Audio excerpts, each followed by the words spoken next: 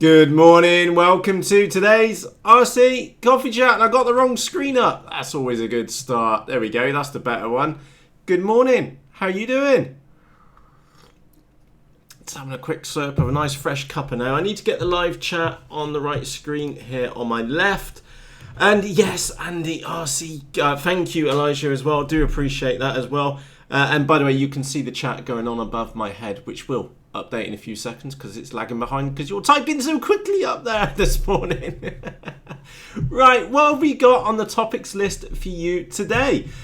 Topic number 1, I was wrong. You'll find out what that is in a few moments' time. Topic number 2, you're all bar stewards. You really are. You see what I mean about that in a minute's time. Oh, a little tape tip as well. That will make more sense in a moment. Such a simple one, but very useful. Topic number 4 is an Edge 62. We have an update on the PixRacer and QGroundcontrol experiments. Thing I'll give you right now, things went really well, and actually it's a third-party piece, which is proving to be a bit of an issue right now. Topic number 6 is iNav. We will be revisiting iNav very shortly. Topic number 7 is for flight not so lucky. Topic number 8 is AWOL for a month. Topic number 9 is hardcore 4438 and maybe a 24 as well. And topic number 10 is just for fun. Is the HobbyKing website broken again today? Right, so good morning everybody who's on. We will get to shout out corner in a moment. So let's get straight into the first topic of the day, which is I'm actually stand corrected.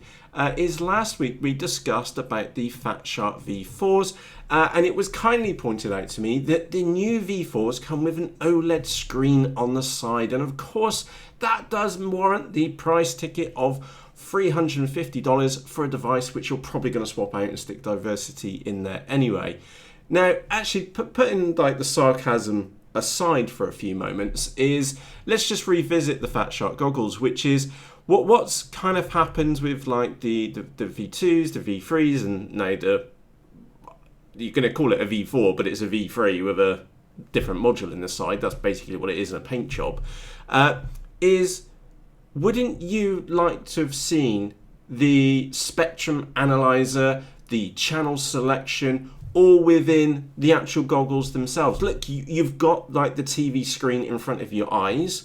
You've got the joystick on the top. You've got a pair of joysticks on the top. Wouldn't it have made more sense for a deeper integration into the actual LCD screen itself, so that you can choose your channels, you've got your spectrum analyzer on the screen, and you can do it all within the goggles, rather than having to take them off and then see what's going on the side of the device. So maybe that is the way forwards for the Fatsharks, is to actually improve the actual devices, which the receiver modules which they've got inside, and then to get a deeper integration into the actual screen and leverage the actual TV screen, which is basically what it is, the LCD screen, to its most advantage. So that's probably why I'm taking the P when it comes to the latest Fatsharks, is that it could be so much more, and they do feel very much like just a polished version of a V3, to be brutally honest. So I was wrong. The OLED screen, of course, makes them worth the $350 price tag. So again, if I am wrong, I like to go back and just touch on a subject like that. And again, it could have been something special, and unfortunately it's not. Now, topic number 2. You are all bar stewards, and I genuinely mean this. The reason why I'm saying this is because you can't get hold of a Rarebear for a rocking horse poop at the moment. Let's get ourselves onto topic, because the thing is that I shouldn't have posted any videos about this little thing, because it's absolutely brilliant. And you've kind of cleared out the HobbyKing website and the Banggood website of them as well. So I can't buy myself a spare. So as such, you're all bar stewards in short. But I'm definitely getting myself a spare one. So let's get on to the Rarebear for a moment. I've got some notes here. Now, I could tell you that the packaging is utter rubbish and it will damage the ailerons. I could tell you that the control horns are just a complete utter joke and they fall off in your hands. I could also tell you that the decals on the side, they wipe off with your finger. There was decals on the side here and you rub it with your finger and they fall off. I could tell you that the motor mount is a little bit weak. But to be frankly honest, it doesn't matter. And the reason why it doesn't matter is because it's absolutely psychopathically fast. So, as many of you know, this one arrived last week. We went out and we did the maiden on Friday. Flew it around on 3S. And it was great fun on 3S. Absolutely brilliant. I was reckoning it would do 60, 70 miles an hour, something like that. We also had a 4S flight with it as well. There's a link to this video in the video description, down underneath the video description for you. And I'd said it's about 80 miles an hour, maybe a little bit more. Then we went out on Sunday and we flew it. We clocked it at 80 miles an hour, exactly 80 miles per hour on 3S with a speed gun. And we clocked it at 102 miles an hour on 4S. Now, obviously, we did have a bit of a tailwind that day, to say the least, and I'd like to share with you what potentially 100 miles an hour plus actually looks like. So I hope this comes out on the screen. I'm just going to rearrange this around on here, like so, and I'm just checking up there on the top screen. So this is what 100 miles an hour plus looks like in FPV goggles on top of the Rarebear. So you'll see it is rather windy, and we are getting chucked around a bit. So I've gone out to the far hedge, and I should bank round left now. There we go. You can see the prop vibration. So if you pay close attention, that is what easily 100 miles an hour looks like. It just covers the ground like there's no tomorrow. Now I think I've put that version already in the Facebook group. I will tart it up and get an episode out onto Facebook for you. Honestly, it is the fastest and quietest model which I own. It's absolutely crazy, to the point that I need a second one, because I know they're not cheap. They got headline price of about $100, give or take at the moment. And again, the HobbyKing website's now sold out of them. Thanks, lads. And you will definitely need to put some spray paint on the bottom. And I haven't done the best job in the world. I just needed something to make sure I could see it. But it is ridiculously fast. Now I want to show you the inside on here. It did say in the original listing it came with a 20 amp ESC. It did turn up with a 30 amp ESC. It's got a 1950 kV motor on the front with a 5-inch prop. I think it's 5x5 prop on the center. But the fuselage is absolutely massive. You can fit a great big 1300 milliampere pack in there, both 3S and 4S in there. There's plenty of room in the back if you wanted to put a flight control board in there for whatever reason. And it is just absolutely skits. It's bonkers, and I absolutely adore mine. So I'm really chuffed that I managed to get it out, get it put together, spray it up, sort out the control horns, wipe off the decals were on it, and I was just super chuffed that we managed to get it out on Friday.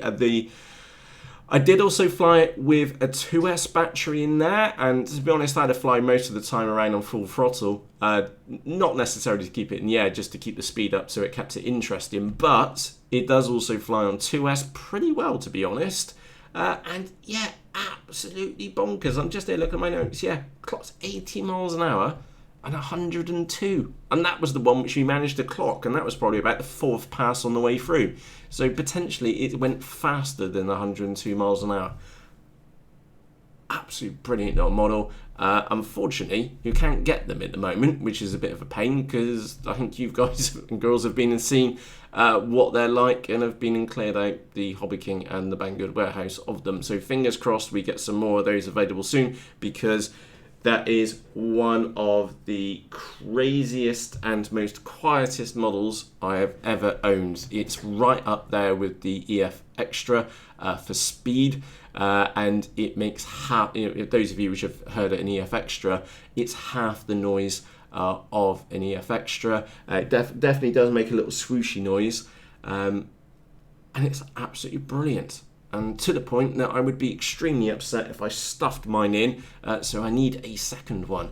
So that's why I'm saying you're all bar stewards, because you can't get one at the moment, which is a bit of a shame, but I will get myself a second one. They're absolutely brilliant. So with that said, that's topics number 1 and 2. Let's move across to Shout Out Corner. This is where we get to say a very good morning to you. Turbo Tyler, is it faster than the EF Extra? It's right up there as a comparable speed. It's probably you would definitely need to take a run at it. It is in the same ballpark, Turbo Tyler. So yeah, absolutely crazy. Tim says there's 12 left in the US warehouse. Happy days. Unfortunately, I'm in the UK, so I can't order from the US warehouse. So I tell you what, let's get back up to the list and say a very good morning. And it's just scrolled down to the bottom again. Right, a very good morning to 250 gram limit. Alan, good morning as well. Andy, good morning too. We were having a right old chit chat in here this morning. Joe, good morning. Turbo Tyler, good morning. Scrolling down. Brad, good morning. Ruds, good morning as well. Scrolling down. As you can see, we're having quite a bit of a chit chat in here this morning. Good morning, Les, and good morning, Lee. Roddy, good morning as well. Scroll down. Haven't seen Lauren yet. Good morning, Elijah. Anna and L, good morning too. Scrolling down. Neil, good morning. Jeff, good morning. Raj, good morning. Go2499, good morning as well. Jim, good morning. Andy, good morning. Let's have a quick look. Diggy Garb, good morning as well. Andrew, good morning as well. Scrolling down. Jim, good morning. Vosper, good morning as well. Steve, good morning. Van, good morning too. I'm going to have to pause for a sip of coffee. No, it's definitely not 60 miles an hour on 2S, Lee, by the way. Paul, good morning as well. Tim, good morning. Jim and Henry. And Anthony, good morning too. Now, obviously, if I've just been and missed your name, I do apologise. As you can tell, the chat in there has been quite busy this morning. Frostle 2S3S user switch, Matt. Might as well have been done one.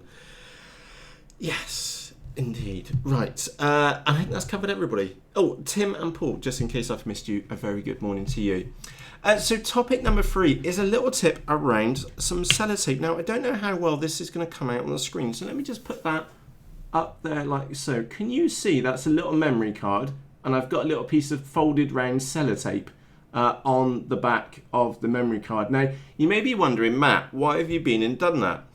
In short, when you plug that memory card into your Fatshark goggles, is that it goes in and clicks in, which is fantastic, but getting it back out again, it's a right royal pain, and you're in there trying to get your fingernails in there trying to yank it out.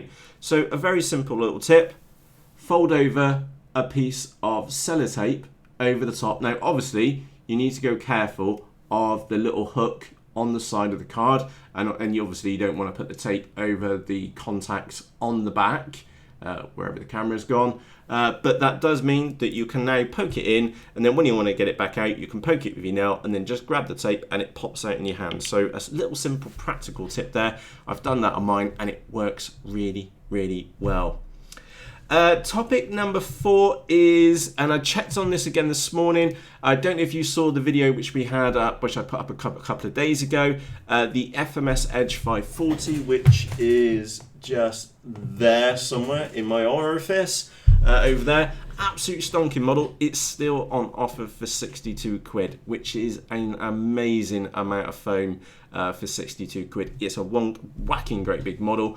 You will need 4 servos and a receiver. It does come with a motor, ESC and a propeller as well. You can see my other videos on the FMS Edge 540, but for 62 quid, it was £127, and there was another kit for about 150 quid when I first reviewed it. So 62 quid, absolutely amazing amount of foam for the money. Right, let's move back onto a slightly different topic, which is an update on the PixRacer. So, as many of you know, that a couple of weeks back I bought a Skywalker Sirius. It's like 1.5 meter wingspan, big floaty model, just for something for chilling around. And I'm sure you've already seen the videos of it, me just chasing around on the woods as well.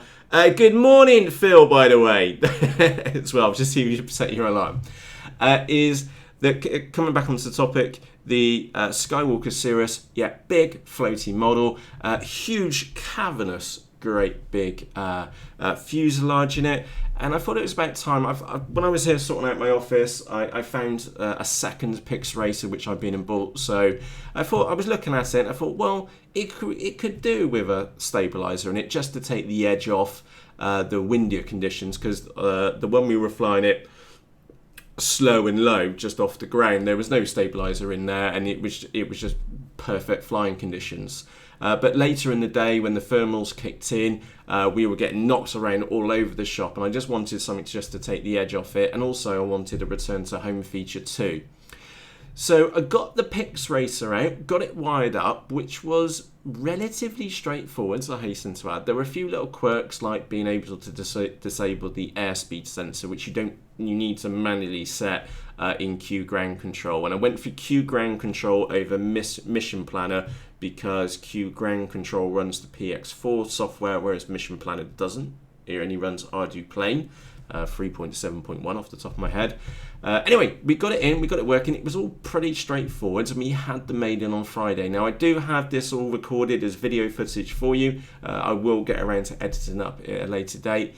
The short summary is that it worked absolutely fantastically well.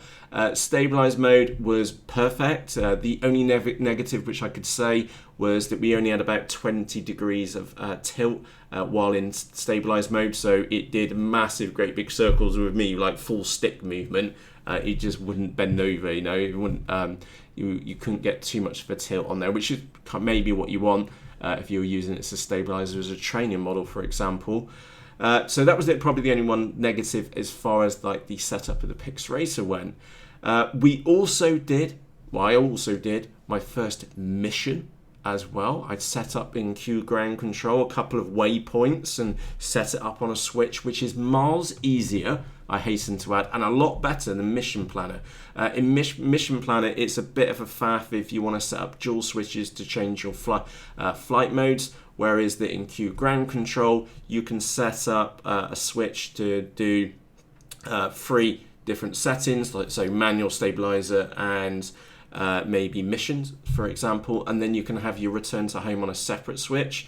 That's really simple to set up in QGroundcontrol, but in Mission Planner, it's not impossible. You have to run it off one switch, or you have to do some dodgy mixing with the switches themselves. So yeah, there are some better points for QGroundcontrol over Mission Planner, that's for sure. And again, I'm no expert in either of these two softwares. I'm coming and looking at it for maybe a second or maybe a third time in a couple of instances.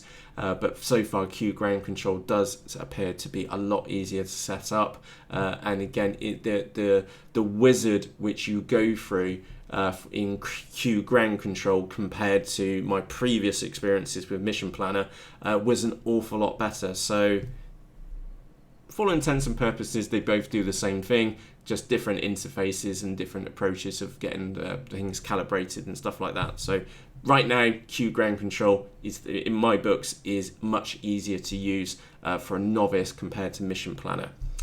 Now, the irony here is that the one thing which is letting the PixRacer down, not necessarily the PixRacer, but it's also letting Mission Planner and also QGroundcontrol, is that I've had an absolute nightmare trying to get the OSD to work correctly.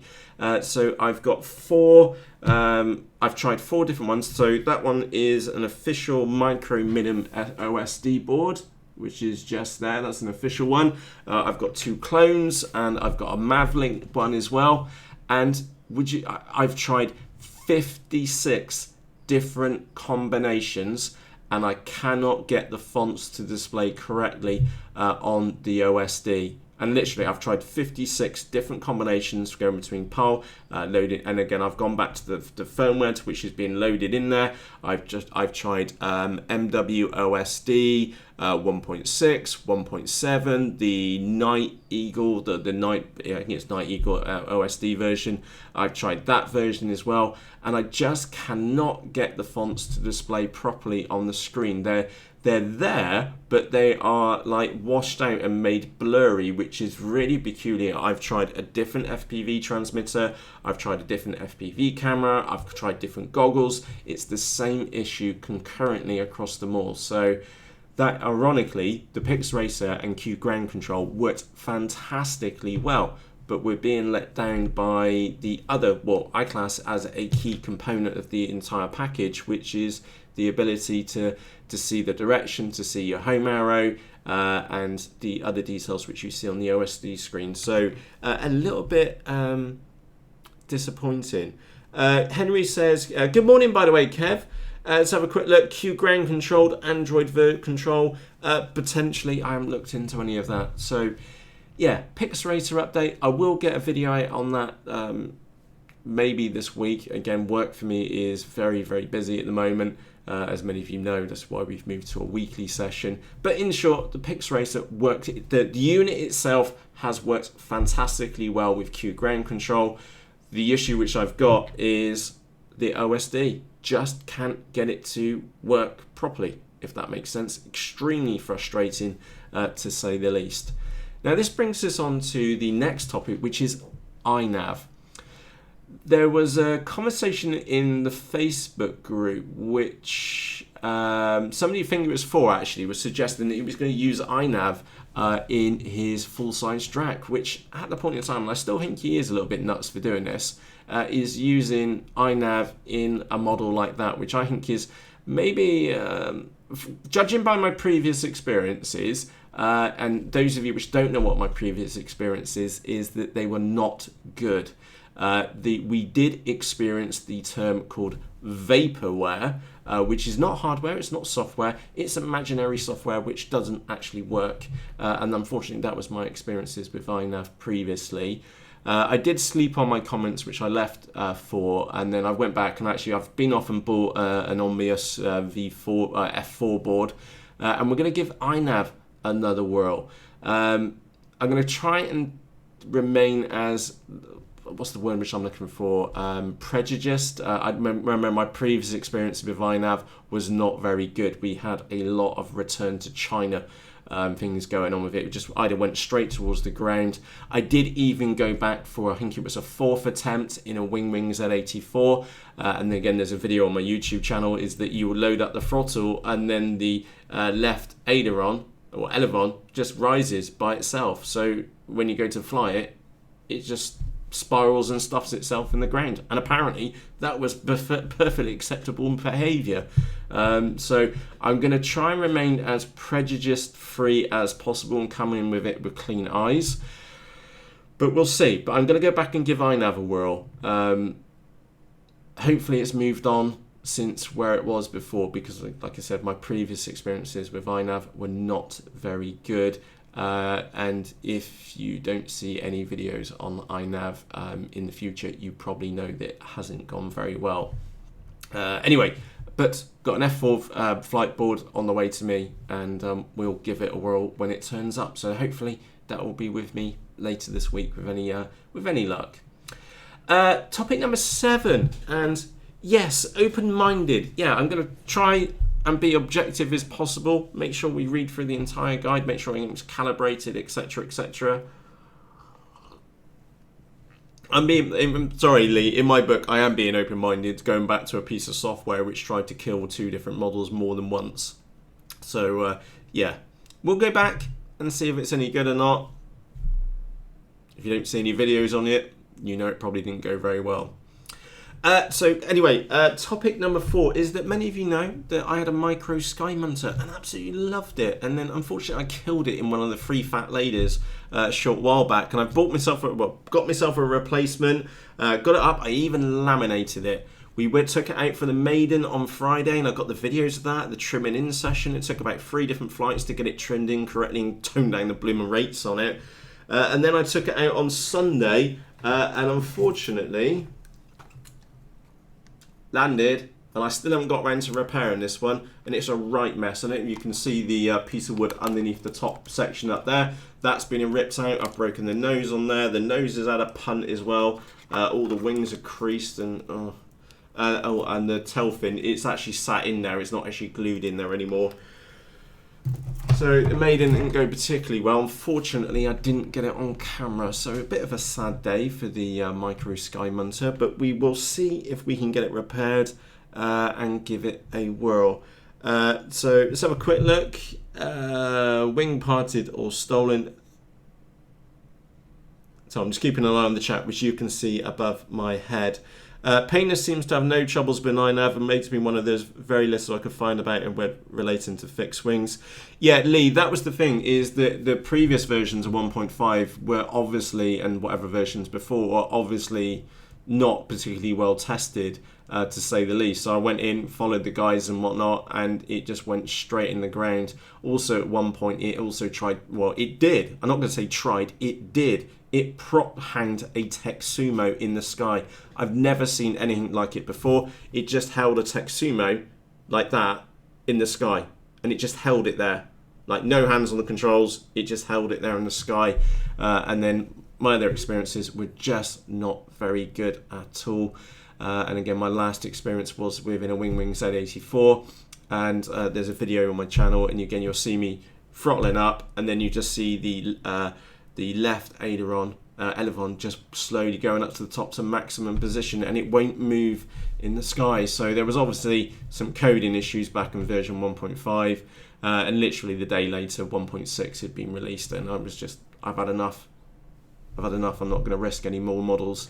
So I am going to dig out some foam which I don't particularly care about, and we'll stick iNav in it and see what it does. But it will be in a model which I don't care about, because previous experiences tell me things could go wrong very quickly, and we'll see what happens. So like I said, I'm trying to be open-minded as possible, and I'm going to go back and give it a whirl and see what happens, but we've got to wait for the flight control board to turn up here as well. Let's have a quick look. Kev says the black EPP Traveller is back in stock on Banggood. Happy days. Let's have a quick look. I see many of you. Let's have a quick look. I know. Nihilistic. Yeah, I don't fly quads. We fly. Well, I fly fixed wing models like the Rarebear and other models like that. So yeah, I don't do quads. It probably works fine in a quad, but quads really aren't my interest at all. That's why we gave 2 of them away a short while ago. I understand why you love them, and they're great fun to fly, but they're not really my passion. So yeah, probably works great in a quad. Fixed wing, don't know. We'll find out again soon. So moving on. So that was we returned back to iNav. We had 4 flight, not so lucky. My poor Micro Sky Munter is in desperate need of some glue because somebody cartwheeled it across the ground. Didn't go very well. Topic number 8 is that I have some good news. Many of you will remember from at least a month ago, and I mean at least a month ago, is that I bought the Skywalker Falcon. I've been and checked on the tracking number this morning, and it has now, it's going to be with me this morning. That is now the longest delivery which I've had from Banggood. And it's been a month and 1 day. It literally just got, it must have gone into a black hole somewhere, and it's finally resurfaced. So yeah, normally it's anywhere between 7, well, sometimes less, to like 12 days to get here for most things. But that one has been gone for over a month. Really frustrating, absolutely frustrating. You could see it in the tracking, and it just got, it was handled by the shipping company or something like that, and it just never moved. And it hadn't moved since the 1st of April, and it's now the 3rd of May. I think that's, yeah, 1st of April, and now it's the 3rd of May, and it's going to get delivered today. So very, very frustrating. There's been some mixed feedback on this model. One big, there was 2 points which I've picked up so far. Number 1, the model definitely does need some extra carbon in the wings to stiffen them up, and also in the other point was some carbon in the elevons to stiffen them up as well. Besides that, don't have one here with me just yet. It will be here with me later today. Turbo Tyler, again, I'll give you like a rounded opinion for what we know so far. Turbo Tyler, we was chatting about it in the chat this morning, and he said he didn't like his, so I don't know. This is one of the cool things. We'll get one and we'll see what it flies like. And remember, I bought this one out of my own money, so if it's any good, I'll let you know. If it's not very good, I'll also let you know, you know? It's one of the nice approaches for this channel, which I feel works really well. Good morning, Riff, as well. Andy says 33 days waiting for your C1. I'm guessing, Andy, that's the C1 Chaser. That model is definitely worth the wait. It flies absolutely fantastic. Just be aware on that one that it does feel like the CG needs to be quite far forwards on that one, and it was a bit of a challenge to get the CG that far forwards on it. And again, if you do load it up with a very large battery, don't make the mistake which I made, which is when you go to launch it, make sure you give it lots and lots of welly, especially if you've loaded it up with a large payload, because it needs the thrust and the really good chuck to get it in the air, because that's what I didn't do on my last one, and I ripped out the motor mount, which was very frustrating. And it's over there, and it's almost ready to fly again. So, and that, unfortunately, that was like 2-3 months ago, and I feel a little bit bad because the model flew and flies fantastically well. Anthony says, Matt, get priority. Yes, unfortunately, I am working to priorities at the moment, and that main priority is work. I've got, in fact, that does actually kind of roll us nicely into the next topic, which is that I do have a right-wing hardcore 38 and 44 here as well in a box. Unfortunately, we didn't get the motor mounts with them, and they are on the way to me, and I did kind of order a hardcore 24 as well. If you don't know what those are, you're going to find out about them in the near future, but they have been sat there in a box for over a week, because I am sorting out priorities at the moment, and the major priority for me is unfortunately the W word, which is work. So I am trying to do my best to try and maintain models at the moment and try and get to new ones. I'm getting there, but I have to work my boobies off at the moment. We've got some ridiculous deadlines. And slightly going off into a slightly worky topic. Learned a new programming language, Node.js. Really exciting stuff. 4 days I had it licked. Brilliant. I'm quite chuffed with myself. Anyway, I'll stop that piece on there. Yeah, work is a big thing for it at the moment, so I am trying to fit in models as and when I can, but it's kind of nice because typically Friday is a flying day, so I can work my nuts off for the entire week, which, by the way, normally includes Saturday and Sunday for me, and, well, didn't include Sunday last week because we went flying with Andrew, which was brilliant fun.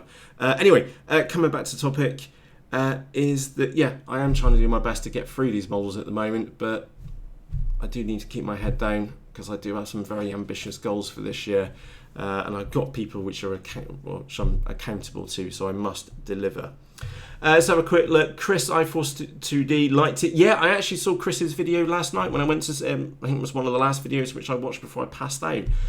Yeah, if you look back on my channel for the C1 Chaser, brilliant model, absolutely brilliant model. I only failed when I overloaded it with a really big battery, which was a 5200 4S pack, and then didn't give it a big enough lob. So when it landed, the motor was still spinning or under throttle, and then it twisted and then broke the motor mount. I've rammed some decent pieces of plywood in the back and then epoxied that in there now, so it's a super strong motor mount which I've got on it.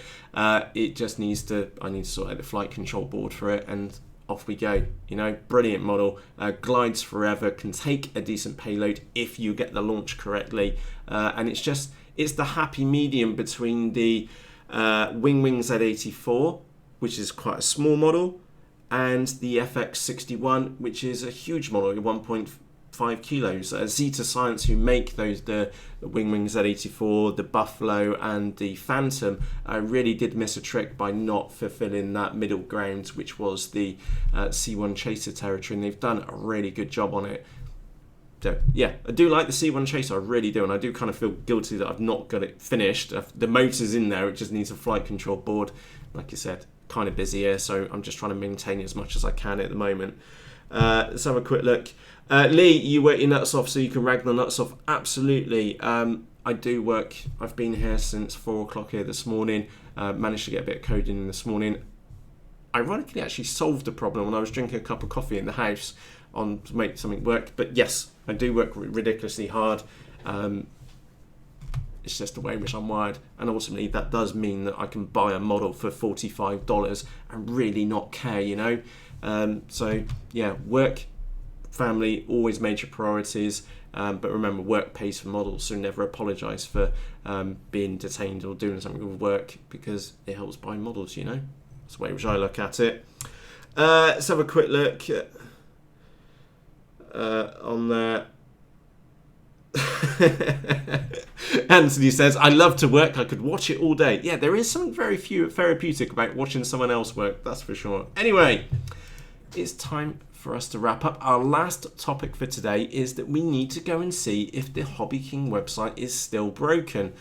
So let's just quickly go over to the HobbyKing website, and we need to type in SIDE and then WINDER.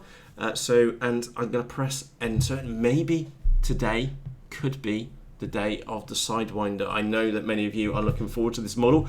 I am personally really looking forward to it. It looks absolutely bonkers, and technically we are now in May. We should be expecting the Sidewinder this month apparently, so pressing enter. No, I'm sorry to say the HobbyKing website is still broken. And there are no search results for the Sidewinder. Maybe we get lucky next week. Who knows? Who knows? But yeah, really looking forward to the Sidewinder. It looks absolutely bat-poop crazy. So yes, absolutely. Let's have a quick look. Oh yeah, there was a bit of a fail sale on there. They're saying that the Tundra was on sale. Yeah, that's absolutely right, Kev. That did. Good morning, Dragon Rider, by the way. Is that, yeah, that was on sale. That was the original one. I think apparently the only difference between the colour schemes was the spongy wheels, which went on the bottom for it. So, and I'm just looking at your chat, which you can see above my head as well. And yes, James, that was a JavaScript-based language actually built off the Chrome engine as well. Very, very cool. If you've into your programming languages, go and have a look at Node.js. Ridiculously fast. And also does asynchronous calls as well. Doing stuff has been a bit tricky for me. I struggled for a day trying to get over the concepts. Instead of working in like a single threaded nature, you can do asynchronous and multi-threaded processes at the same time. Complete head, if I'm honest, mind-blowing. But stuff which I was able to do in 2 minutes, I can do it in about 23 seconds now. Absolutely crazy. And of course, once you stick it into, say, like AWS Lambda and things like that. Anyway, sorry, I've gone way off topic, way out of RC. So it's time for me to summarize before I go off topic again. As you can tell, my passion right now is within writing code, and I've gone a bit nerdy on you. I do apologize. Let's bring it back to some RC stuff. Topic number one, which we covered, was I was wrong. Those V4 Fatsharks, they're obviously worth the extra because the little board on the side's got an OLED screen in it. Sorry, a detail which I missed out last week. And to be honest, it would have been so much better if they'd actually included an on-screen display, so you can choose it within the goggles. That kind of makes sense. You've got the screen there, you've got the ability with a sideboard, you've got your inputs, so make your own decision if $350 are worth that or not. Let's have a quick look. Absolutely. So I'm just looking at your chat, which is going above my head. You're all bar stewards. The Rarebear, you can't get them at the moment, so hopefully they come back in stock. Absolutely stonking little models. Do put some spray paint on the bottom. I didn't spray mine up very particularly well. Like I said, it was a bit of a rush job, and I will do a better job on it, and definitely on the second one. As many of you know, I rarely go back and buy a second model. This one is an exception. I am definitely getting myself a spare. The only other two models which I have spares are or duplicates of are the Texumo, which many of you already know about. Fantastic wing. I've got 2 of those, and I've got 2 bonsais, and I've still got one up there in the top in a box. Never been built. It's still in the box since the day I received it, because they are fantastic wings. And this one is right up there. I've got myself a second one. I need a second one. That's why you're all Bosch stewards, because I can't get a spare one at the moment. Absolutely brilliant. And it is the quietest, fastest model which I own. It is so quiet. It's one of the benefits of having a tractor propeller. So the motor is on the front of the model instead of on the back, so it's always getting clean air. Whereas if it's on the back, it's not always getting clean air, and it makes it noisy. So ridiculously fast, absolutely brilliant. By the way, if you're a novice, that's probably not the best model for you. But if you've got some flying experience and you like stuff which goes fast, and you've also got maybe a sensitive neighbours to your flying site, Rarebear right up your street. Ridiculously bonkers fast, and super quiet, to the point that we could fly that up at the flying sites at like 6 o'clock in the morning and nobody would know, because it is that quiet. Topic number 3 was the tape tip. Yeah, those of you who've got Fatshark goggles, tiny bit of tape on the back, on the back of the card, makes it a damn sight easier trying to get it back out again, because it's a royal pain in the rear trying to get it with your fingernails. Piece of sellotape works brilliantly.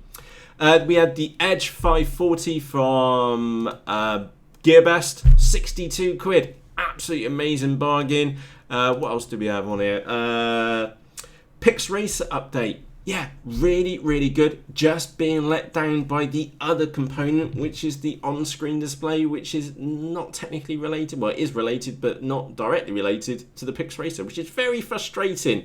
I can see the characters on the screen, but they're all like weird, which is really frustrating. And like I said, I have been through and tried 56 separate combinations to rule out human error. No. And 3 different sets of software as well. Just not happening. That's all very frustrating. But that aside, missions worked, stabilization worked, return to home worked. The OSD is the part which is letting me down. I've actually, in fact, I need to do it today. I'm going to go and order some more of these little boards just to rule it out for whatever reason. I get another MavLink one and another official one as well. The cost of, they're about 3 times as expensive to get the official ones, but hopefully that rules it out. And I don't know, it's the only thing which I can think of doing. I've got the official boards here, but they're not working, so maybe I've fried these in the previous projects. I don't know, but I have tried 4 different boards as well. Not going too well. iNav. We will be revisiting iNav. Fingers crossed everything works this time around. But I won't be putting it in a model which I've got any value in short, from previous experiences. Things didn't go too well. Let's hope that they've done a little bit more work in it, because it really was vaporware before, because things definitely did not work as expected previously, and I'm going to do my best to put my previous experiences behind me on that one and go in with it with fresh eyes. The topic number 7 was the 4Flight Not So Lucky. That poor little micro sky munter is absolutely battered and bruised. I hope we can save it. Yeah, we're gonna have to put quite a bit of glue in that one. Unfortunately, I didn't get it on video, but I did get a maiden in a trimming session on video from last Friday. I'll get that edited up as soon as I can for you. Let's have a quick look. Oh yeah, and the Skywalker Falcon will be with me later on this morning. Yeah, it's going to be curious to see what that one flies like. Again, mixed messages from, I know Andrew's looking forward to flying his. I've seen plenty of other videos of them flying as well. Turbo Tyler doesn't appear to be a fan of them. I don't know. This is the nice thing. I paid $45 out of my own pocket for it. If it's crap, it goes in the cement mixer. And many of you know that I will stick it in the cement mixer. Probably with not so much petrol as I put in it last time, because that was a tad too much, to say the least. Oopsie daisy. And the last topic, unfortunately, ladies and gentlemen, the HobbyKing website is broken. I'm sorry to say that. There are no search results for a Sidewinder. But on a very serious topic, it is May, and well, as far as all my knowledge is that, when we heard from Stuart, is that it's due to come out this month at some point. So those of you which are also looking forward to the Sidewinder, please do your daily checks, and if you do spot them come out before I do, let us know in the Facebook group. Now, this is where we're going to wrap up now in short. How did you get on to crispy fried cockroaches, Lee? What's going on with the chat? I've just turned away on there. Neolistic says, what are you running on your micro minim OSDs? MWS OSD, I tried 1.6, 1.7, and even paid the £1.50 for the configurator. And I also tried, I think it was Night Eagle OSD or something, kind of a reversed version of one of the other versions. I've tried that as well, just not getting anywhere. You can put the components around on the screen, but the fonts which appear on the screen, I know they're all loaded, they just look weird. I probably should take a photo and I'll stick it in the Facebook group for you as well. I still want to I'm looking forward to going back and watching this myself to see how you ended up on Kentucky Fried Cat Anthony. Anyway, with that said, there is a Facebook group which goes along with this YouTube channel. The link to that is in the video description. It's funny enough, it's also called Rag the Nuts Off, and you can literally join over 850 cool pilots like me and you, and it's quite lively in there, to say the least. And remember, if you do have a foam snow incident, whip your phone out, take a photograph and share it with the rest of the community, because I can assure you, you're not the only one in the world to decimate a model into complete foam snow. It happens to the best of us. If it's your first time here, underneath this video there's a red button which says subscribe. It's just below my name, it says Matthew Ogborn, and I'm Matt, by the way. Howdy. Hit the subscribe button if you want to be notified of the next RC Coffee Chat, which will be next Wednesday. Press the little bell icon on there and YouTube will let you know. If you have any comments or questions about anything which we've been uncovered here today, please let me know. You can do that in the comments section underneath this video, or you maybe nip across to the Facebook group. And remember, the Facebook group, there's over 850 pilots, so if you've got a question about a model or you're stuck with something, that's probably the best place to ask, because there is a community there, and as a group, we have far more experience as a group than we do have as individuals. So if you do get stuck with something, the Facebook group is always the best place to ask. And on that note, it's time. You can see the chat going on my head. It's gone off on a different angle. It's time for me to wrap up. So for myself, Matt, if you're out flying today, have a fantastic time. And please stick a battery in for me, because it's a no flying day for me today, which is a bit of a sad time. It's too windy out there to get the S back out. So hey ho, maybe it's a little bit nicer tomorrow. And on that note, from myself, Matt, cheerios!